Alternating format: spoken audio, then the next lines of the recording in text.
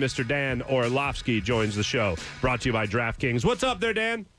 What's going on, bud? Good morning. Good morning, sir. I'm real the opposite when it comes to food items. Patrick Mahomes said that he has ketchup on turkey. Your thoughts? I'll put ketchup on macaroni and cheese. I'll put ketchup on, I'll take some old noodles, like ziti, and fry them in some butter, get a deep fried butter and just kind of brown them a little bit and then just ketchup on them day because it's stupid to take up that much space in my belly with turkey. And I can go on Friday to Jersey Mike's and get a good turkey sandwich. So, and hot, my friend. That is amazing to me. Yeah, you and I are total opposites. We do not have the same palate. Eating turkey on Thanksgiving. Because it's delicious. Yeah, and because I love America. Thanksgiving or turkey on Thanksgiving Day, I'm not a patriot. Dang. It's a tough one. Commie. Yeah, right. Yeah, really. Dan, here in Philadelphia, I'm at a loss when it comes to this play calling. I know that they're both awful, but at what point do we do to change something with this Eagles offense?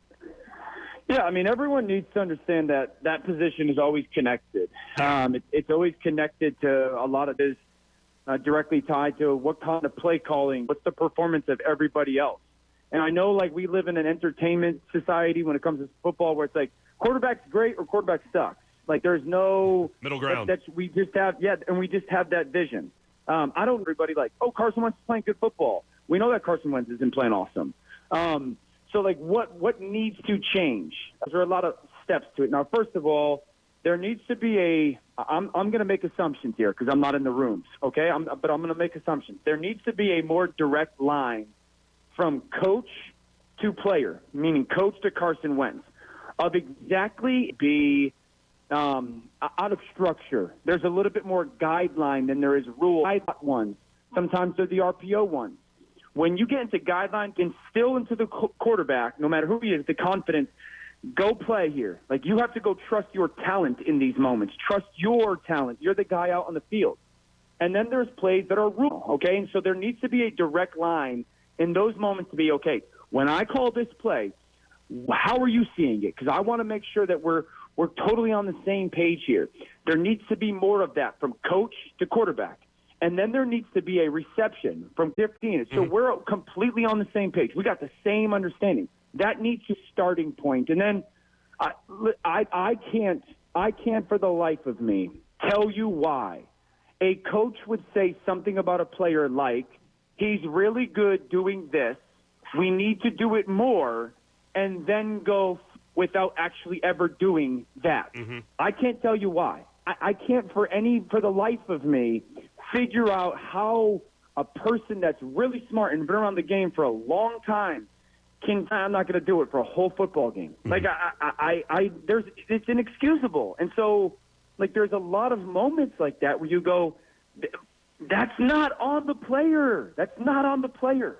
Something needs to change. We agree with that. The thing that I need to see changed, if Doug Peterson's the guy that's trying to be on the same page as his quarterback, give up play calling, try to go back to just coaching up your quarterback, let somebody else call those plays so you can get back to coaching, to be that direct. And who's the play caller? And look, I'm not champion. I'm not saying that. Just like if I say play Jalen Hurts back at the Eagles, I'm saying I'm doing that to shake up Carson Wentz. But I'm not saying that Rich Scangarello is the next great play caller, but it just can't be Doug. Scangarello's got a history of calling plays, and he's got this background where there's some stuff that is getting your quarterback on the move. There's a background of, but here's the problem, Mark. So, if you've got three different coaches, you get 60, 70 snaps a game, right? You got three different coaches. At some point, there has to be a foundational identity of your offense. And that foundational identity, quarterback's really good at and what he's not good at. And then what are my players around him? What are they comfortable and really good at operating? Morningweg or Press Taylor might bring this style or this belief. And then Doug Peterson has his belief. Well, who wins out? Who's going to be a vision or a viewpoint or a vantage point of going, okay, this is going to be the identity of our offense. And we're only going to do that stuff. We're going to build all of our offensive game planning through that stuff. There doesn't have to be 6 different styles. Go look at the good offenses in the NFL. They all have a common theme in their beliefs. The Packers, it's about condensed formations. The 49ers, it's about their play-action pass and the quarterback on the move. The Los Angeles Rams, it's about their play. Eagles' identity on offenses, or their unwavering conviction of who they're going to be. They don't have one. And that's what happens when you have too many people with too many viewpoints. Dan, I'm fascinated with how people can watch games through different. Watch it as an analyst the way I might watch a game as a parent if a kid's playing, or if you're coaching, you watch it differently, or if you're a former player.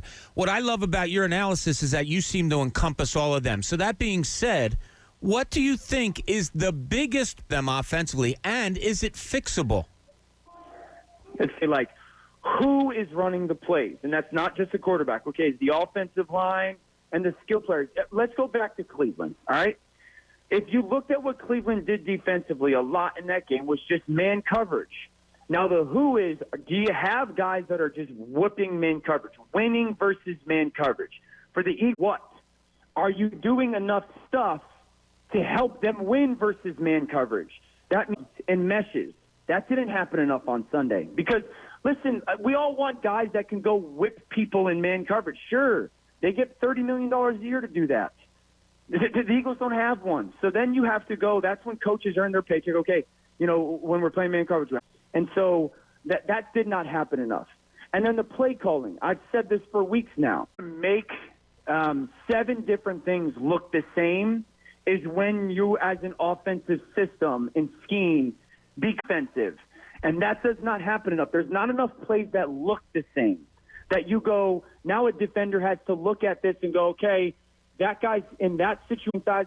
I have to think about 5 or 6 different outcomes after the ball gets snapped, not 2. So that doesn't happen enough.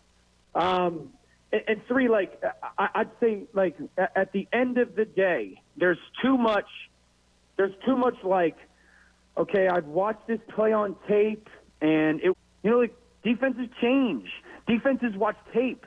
They learn as well, and so for a foundational creativity. Is there any reason for defenses to Eagles offense right now?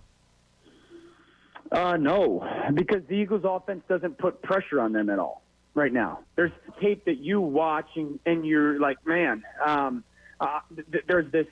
we've got to be. And one of the first questions that I will sit down and ask a defensive coordinator is, what does this offense that you're going to play against, what does it do? What do they do to scare you? What do they do that challenges you, that you look at on tape and you go, man, we got to pay attention to this? Some guys will go, the different tempos they present to us is going to be very challenging. Or, when they move their receiver inside, that's a problem for us because how we match up. And so, if you look at the Eagles right now, it's like, okay, what are they doing when you sit down and talk with a defensive coordinator? What on tape do they do to make you go, all right, we got to be absolutely greased on this. We better be completely locked in with this stuff or that stuff. There's nothing right now. Honestly, you know what I would say? When Carson was the defensive coordinator, that would be something where I would say, listen, when this guy's outside of the pocket, when they get him on the move designs, they're really stinking good, and he can make some big plays. That would be the only thing that I would point to that I would go, man, we got to be greased on it. And then, here's another thing, guys. I'll go back right down the field with running the football. Right down the field. The next drive, it was all passes. Why? Well, because I think Doug is we talk about Carson losing his way. I feel like Doug has lost his way as well. So I just want to ask you this binary thing. And if it had to be one or the other, albeit being close, what do you think the Eagles should do here? Because this isn't stopping anytime soon. So is it more likely that Doug gives up the play calling or that Carson Wentz sits? I know what it's like to get fired. I've been fired in the NFL twice. Okay. And I never want to promote for anyone losing their job type of thing. Sure. All I know is this. You cannot coach talent. You just can't.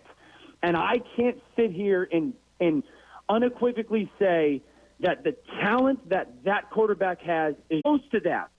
And so what should happen? What's for the betterment right now and long term? Because that's the challenge for Howie Roseman and really that organization is the play calling has to change. The play calling has to change. You guys, everyone could sit here and tell me sit Carson Wentz. Really? You watching this? Yeah. You're gonna sit Carson Wentz to? What are you gonna do? Run zone read 97 times this game? Go on that for a second here, and I would have sat Carson Wentz for the final 4 minutes and 39 seconds of the game against the Browns when the game was a 2-score game and you weren't winning it. You could have gotten away with the excuses afterwards that, well, we didn't like the weather, we didn't like how many times he was being hit, and it was a 2-score game, so we felt we weren't in it anymore. You could get a B. Would that be a message that would apply to Carson, where it's not necessarily him losing the team reason? Do you think that would get his attention to correct just his mistakes? Once to try and correct his mistakes or be focused on his mistakes, then we got way bigger problems than trying to figure out how to win our next game. Mm-hmm. You know what I'm saying? Yeah, sure. But I'm acknowledging that those problems might exist. I don't both-point game when, listen, there's crazy things that happen. Like in a 12-point game away from, a miracle type thing, then I don't sit there. 19-point game? 21-point game? No, it was at the time, I think it was a 9-point game, and Carson had given away 9 points with a pick six and then the safety he took. Right. I mean, the offense gave away 9 points, not just the quarterback. I understand. No, I know you. I just listen. If we're going to have the conversation of what's the pros and the cons of sitting Carson Wentz? Like we can have the pros of sitting Carson Wentz is proving to him and your football team, because I do think that's a real thing. I think it's a real, and does have the turnovers that are coming from him. Like they're coming out of his hand. No question. That, hey guys, we've got, this is the best chance for us to win football games as long as we don't turn it over. Like that's a fair conversation. So the pro is you hold everybody, right? We're holding everybody accountable to their performance, because at the end of the day, you're in control of it, so to speak. So their energy, have a different opportunity to win. That's a pro. The con is way bigger. The con is, well, what happens if I don't believe in you anymore, and your teammates don't believe in you anymore, and your organization doesn't. This is not coddling. This is not babying.